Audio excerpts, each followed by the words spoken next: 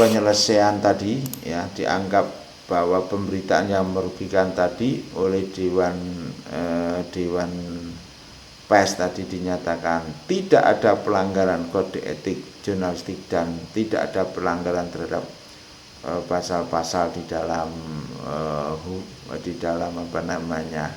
penulisan ini, maka pengaduan yang disampaikan oleh yang dirugikan ini dianggap selesai.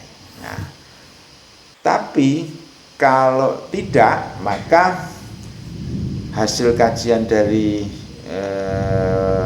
rekom dari Dewan Pers yang rapat pleno tadi menilai bahwa si media tadi ada pelanggaran kode etik jurnalistik dan ada pelanggaran hukum ya, atau tindak pidana atau tindakan yang melanggar hukum, maka pernyataan rekom ini tadi bisa berlanjut ya.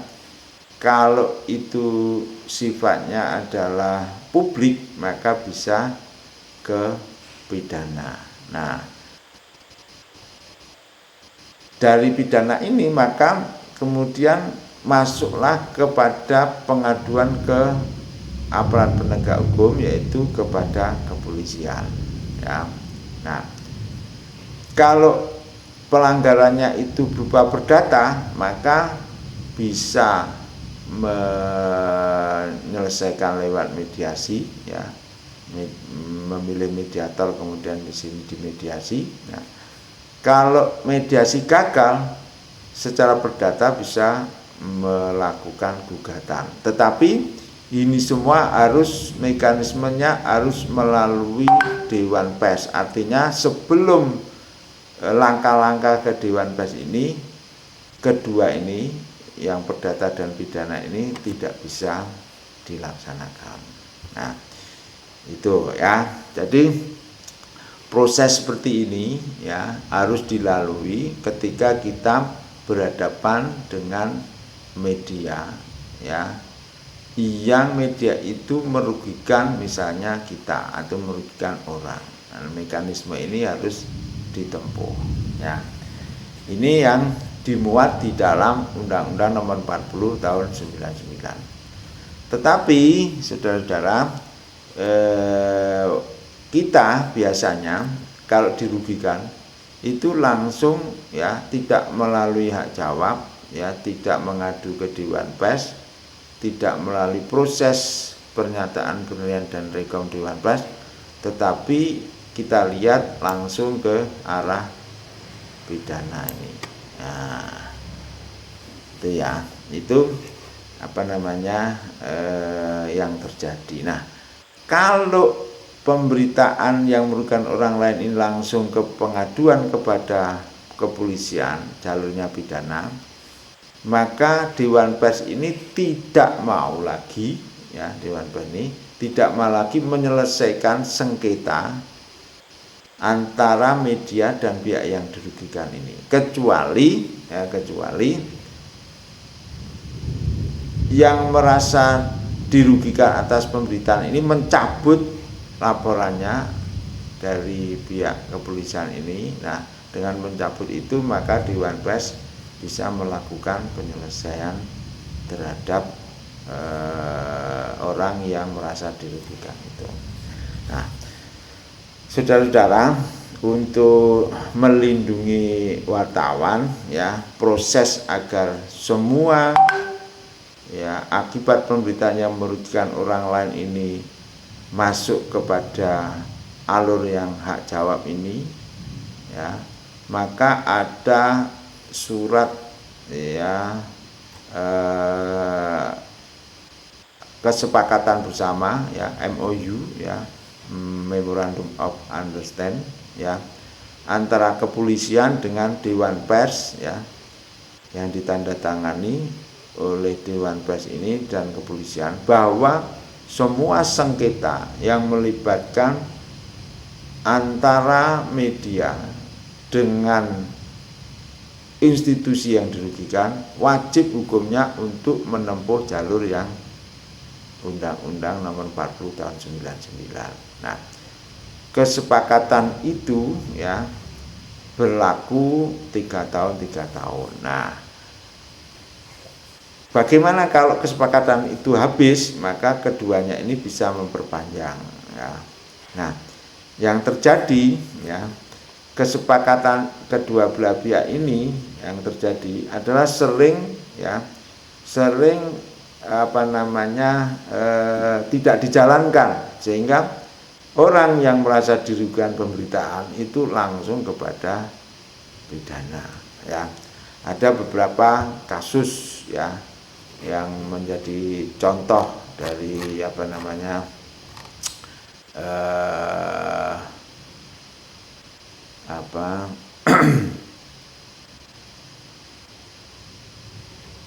dari media ya, dan orang yang dirugikan kemudian masuk ke ranah pidana. Nah, ini ada beberapa contoh kasus ya, misalnya di Harian Sriwijaya Pos ya, yang dihukum oleh Pengadilan Negeri Palembang karena terbukti mencemarkan nama baik dan kehormatan ya Jenderal Maulani ya, mantan Kepala Badan Koordinasi Intelijen Negara ya Bakin itu, dalam berita berjudul Kabakin terima 400 miliar. Ini dimuat di edisi 25 Agustus tahun 99. Kemudian tindak pidana lainnya yang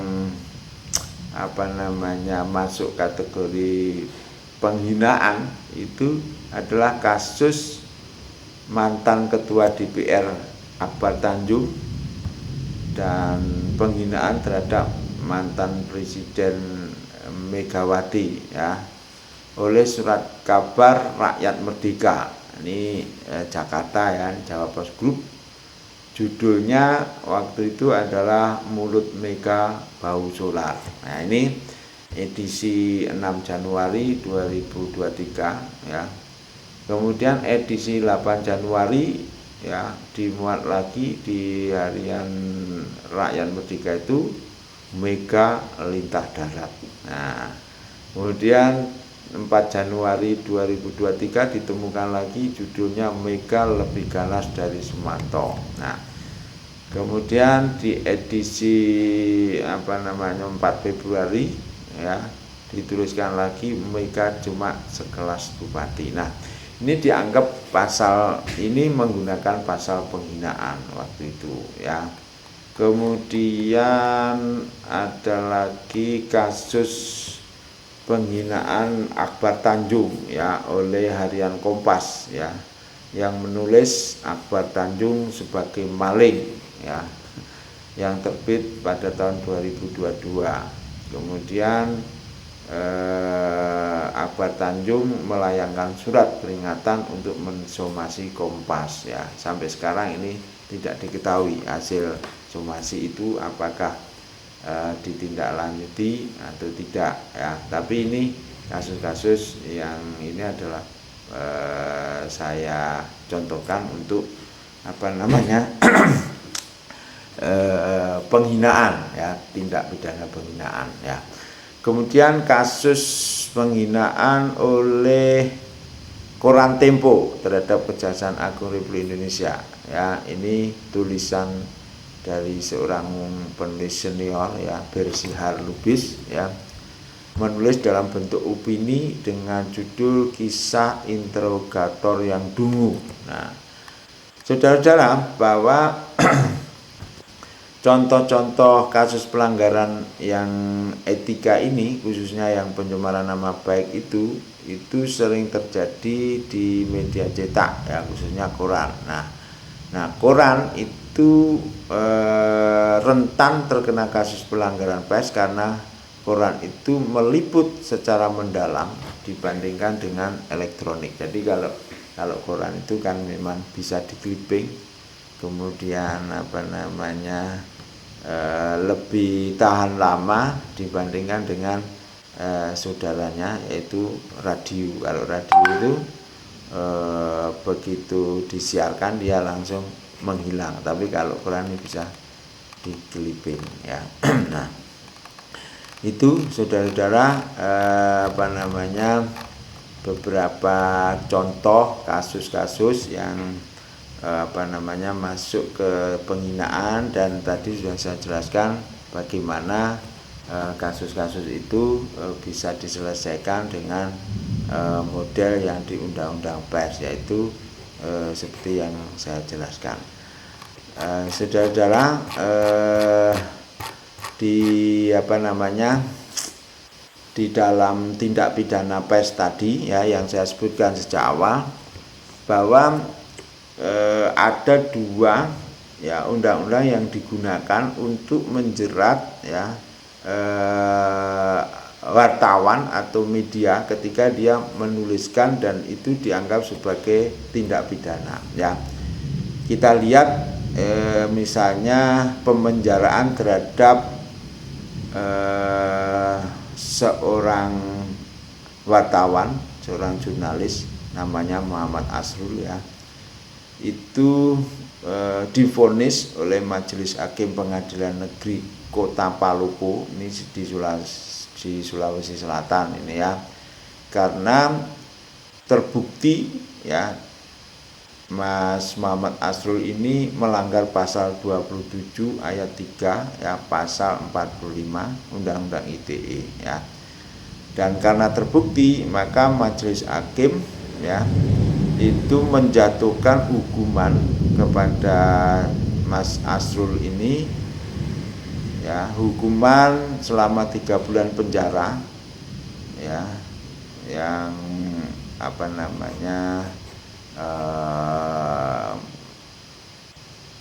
yang dijatuhkan kepada Muhammad Asrul ini karena dia melanggar pasal atau terbukti ya dengan meyakinkan bahwa pasal 27 ayat 3 dan pasal 45 ayat 1 ini bisa diterapkan. Nah, kasusnya itu kalau kita lihat, maka bermula ketika Muhammad Asrul itu menerbitkan 3 berita ya, masing-masing pada Mei 2019 tentang dugaan korupsi di Kota Palopo ya. Berita itu ya dibuat dan menyangkut seorang pejabat di Palopo ya, namanya Farid Karim ya. Kemudian Farid Karim ini melaporkan Mas Asrul ke Polda pada 17 Desember. Kemudian kasus itu berlanjut ya, ini tanpa melalui mekanisme yang saya terangkan tadi, tidak melalui Dewan Pers tadi. Jadi ini langsung berlanjut ke aparat penegak hukum di Polda Sulawesi Selatan. Nah, pada tanggal 29 Januari kemudian tahun 2020 dimulailah penyidikan atas kasus tersebut, dan tanggal 30 Januari 2020 terbit surat penahanan terhadap Muhammad Asrul. Nah, ini menjadi bukti bahwa Undang-Undang Nomor 40 tahun 99 yang digunakan untuk melindungi wartawan itu ada 2. Yang tadi pertama menyetujui bahwa Undang-Undang 4099 itu lex specialis. Nah, yang kedua, aparat penegak hukum dan sebagian kalangan ilmuwan itu tidak mengakui, sehingga bisa diterapkanlah undang-undang di luar KUHP, di luar Undang-Undang 4099, yaitu dengan menggunakan Kitab Undang-Undang Hukum Pidana dan Undang-Undang ITE. Nah, itu ya. Nah, terhadap kasus yang menyangkut Mas Asrul itu, maka Dewan Pers tentu saja ya, karena Dewan Pers itu dibentuk memang untuk menjaga independensi dari wartawan ketika dia meliput, menanggapi tentang kasusnya Asrul Sani di tahun 2020 itu yang terjerat dengan pasal 27 ayat 3 Undang-Undang informasi transaksi elektronik itu, maka Dewan Pers ya melalui ketuanya pada waktu itu ya itu menyatakan bahwa sengketa pers seperti yang ditulis Arsul Sani itu sebenarnya adalah bukan tindak pidana. Semestinya yang menyangkut tentang pemberitaan itu ya diselesaikan melalui Dewan Pers. Nah, apa dasarnya? Yaitu peraturan Dewan Pers nomor 01 ya tahun 2017 bahwa kasus yang ditangani oleh kepolisian atau pengadilan itu dapat mengancam dan membahayakan kemerdekaan pers dan hak asasi manusia. Apa kok melanggar hak asasi manusia? Iya, sebab yang namanya kerja wartawan itu, saudara-saudara, itu adalah mewakili masyarakat biasa, ya, mewakili masyarakat biasa untuk mendapatkan informasi yang sejelas-jelasnya dan sebenar-benarnya. Sehingga ketika ya hak masyarakat biasa tadi yang diwakili oleh wartawan itu, kemudian wartawan setiap menuliskan informasi yang benar, jujur, sesuai dengan kode etik jurnalistik, kemudian dipidana dengan undang-undang di luar undang-undang pers, maka menyebabkan kebebasan berpendapat ya, freedom of information ya, kebebasan untuk menerima informasi itu menjadi terhambat. Freedom of opinion, kebebasan untuk beropini itu juga terhambat. Karena masyarakat biasa itu, saudara-saudara, kalau tidak diwakili oleh pers itu, masyarakat biasa tidak akan mampu menembus institusi-institusi yang di situ itu sebenarnya penuh dengan ya persoalan-persoalan yang harus dibongkar dan harus diketahui oleh masyarakat. Nah, tugas-tugas itu ya yang masyarakat tadi tidak mampu menembus, yang mestinya masyarakat tahu ya, itu kemudian diwakili oleh pers. Nah, kalau setiap pers kemudian dipidana seperti kasusnya Muhammad Asrul ya, maka tugas-tugas untuk mewakili masyarakat biasa dalam mendapatkan informasi itu menjadi terhambat. Nah, itulah yang disebut dengan kemerdekaan pers dan hak asasi manusia ini yang menjadi terhambat.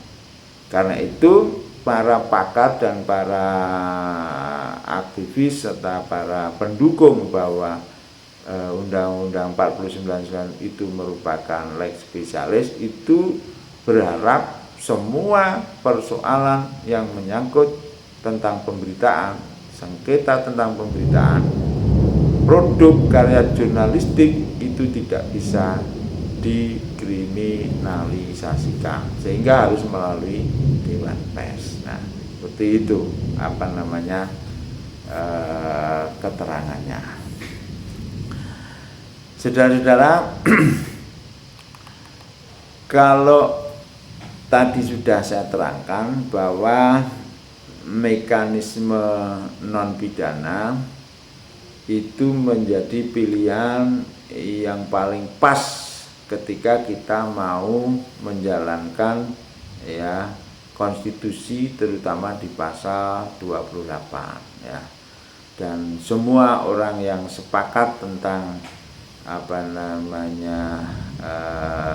penghormatan dan pemberlakuan pasal 28 itu mendukung ya bahwa semua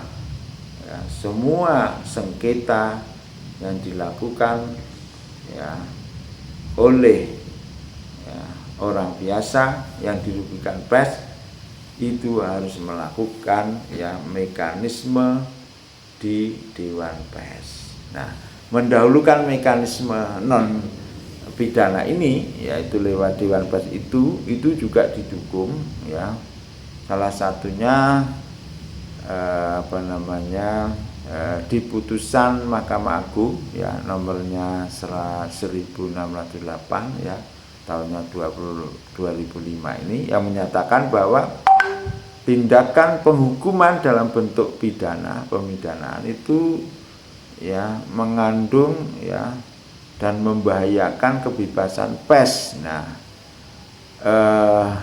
di dalam putusan Mahkamah Agung ini mendukung bahwa cara-cara non pidana seperti yang diatur di dalam Undang-Undang Pers seperti yang saya jelaskan mekanismenya penyelesaian tadi itu harus lebih diutamakan daripada dengan menggunakan ketentuan hukum yang lain di luar pers itu ya.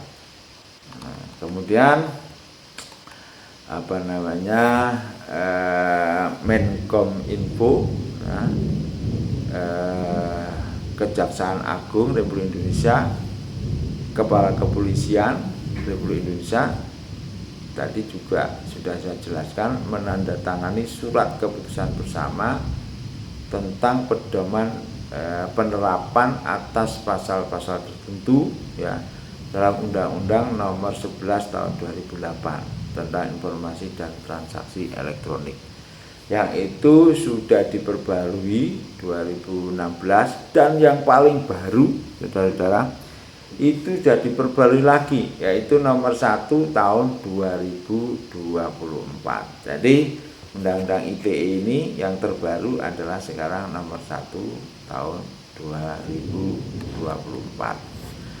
Nah, SKP itu saudara-saudara dinyatakan bahwa pemberitaan yang merupakan karya jurnalistik ya yang saya garis tebal ini ya itu harus diproses melalui dan menggunakan undang-undang pers. Nah, penyelesaiannya kasus terkait pers itu adalah melibatkan Dewan Pers. Nah, itu ya. Tetapi di kasus Asrul Sani yang saya katakan tadi, yang Muhammad Asrul itu, walaupun telah ada ya pembelaan dan pernyataan dari Dewan Pers ya bahwa berita yang diberitakan oleh Mas Asrul itu merupakan karya jurnalistik, tapi tetap saja ya divonis dan dinyatakan bersalah merupakan penghinaan. Nah, ini yang saya ceritakan bahwa di Republik Indonesia ini masih ada dua pendapat dan harus memilih ya, dan ternyata aparat penegak hukum banyak yang memilih bahwa pers itu bukan lex spesialis undang-undangnya. Terbukti apa? Terbukti meskipun sudah ada surat keputusan bersama, kemudian sudah ada undang-undang pers, tapi di kasus Muhammad Asrul ini di tahun 2020 masih saja dijerat dengan pasal-pasal di luar Undang-Undang Nomor 40 tahun 99. Nah, saudara-saudara, bahwa proses hukum yang ditetapkan kepada jurnalis tadi itu sebenarnya kalau di dalam bahasa politik itu menurunkan iklim demokrasi. Kenapa? Karena pers itu sebenarnya adalah merupakan kekuatan keempat dari pilar demokrasi ya. Pilar yang pertama itu adalah yudikatif, yang kedua legislatif ya, yang ketiga eksekutif, yang keempat adalah pers. Nah, kalau pers kemudian diperlakukan ya, dikriminalkan ya, kemudian semua karya jurnalistik tadi kalau salah itu kemudian langsung divonis sebagai mana misalnya kasus Asrul itu, maka fungsi pers sebagai kekuatan keempat itu akan menjadi turun, kemudian para jurnalis itu akan menjadi takut ya, kemudian demokrasi akan tidak berjalan sebagaimana mestinya. Nah, saudara-saudara, kemudian atas banyaknya kasus-kasus yang semacam Pak Asrul di Palopo itu, ya, dalam kasus seperti itu, kalau tidak segera untuk kembalikan pada proses seperti penyelesaian sengketa yang sebenarnya yang diatur dalam Undang-Undang Nomor 40 tahun 99, maka sekali lagi demokrasi kita menjadi terancam, ya. Oke, saudara-saudara, itu ya yang harus kita perdalam pada malam hari ini, sehingga saya berharap nanti kalau saudara-saudara mahasiswa itu beradab dengan PES, maka saya mengharapkan ya nanti yang ditempuh adalah mekanisme yang ada di dalam Undang-Undang Nomor 40 tahun 99, yaitu pemberitaan yang merugikan orang lain, ya, mekanismenya adalah menggunakan hak jawab. Hak jawab itu hak yang diberikan oleh orang yang bersangkutan, yang langsung ditulis oleh media atau pers, sehingga orang yang langsung itu, ya, orang yang langsung ditulis itu kalau merasa dirugikan, gunakan hak jawab, ya. Hak jawab ini harus dimuat di dalam koran yang sama atau media yang sama. Kalau sudah dilayani maka itu sudah selesai. Nah, kalau misalnya nanti hak jawabnya nggak sesuai, maka mengadu ke Dewan Pers, dan Dewan Pers ini nanti akan memediasi apa mintanya orang yang dirugikan itu. Kalau misalnya hak jawabnya nanti ternyata tidak sesuai, maka nanti akan ada penilaian dan rekomendasi Dewan Pers ini, ya, untuk misalnya membenarkan berita yang sesungguhnya. Nah, yang menjadi catatan bahwa berita-berita ini masa kedaluarsanya adalah 2 bulan. Setelah 2 bulan maka mekanisme ini tidak bisa dilaksanakan. Ya, saya kira itu saudara-saudara, kuliah pada malam hari ini mudah-mudahan bermanfaat, ya. Kita ketemu di ujian akhir semester nanti, ya. Ujian akhir semester nanti seperti biasanya, ya, akan saya beri beberapa soal, kemudian saudara-saudara menjawabnya, ya. Saya kira itu kuliah malam hari ini, semoga bermanfaat. Kalau ada pertanyaan silakan. Apa, Pak? Kalau tidak ada maka saya tutup, dan nanti saya harapkan untuk mengikuti UAS, ya, bagi yang belum menyelesaikan administrasinya, ya, segera menyelesaikan, ya, misalnya belum membayar SPP, ya, itu segera, karena nanti di ujian itu harus menunjukkan kartu ujian, ya, di kampus, ya. Sampai ketemu minggu depan libur, minggu depannya lagi, ya. Terima kasih. Saya kira itu dari saya. Mohon maaf kalau ada kekurangan dan kesalahan. Saya kira itu perkuliahan malam hari ini. Sekali lagi mohon maaf. Terima kasih. Assalamualaikum warahmatullahi wabarakatuh. Terima kasih. Ya, sama-sama.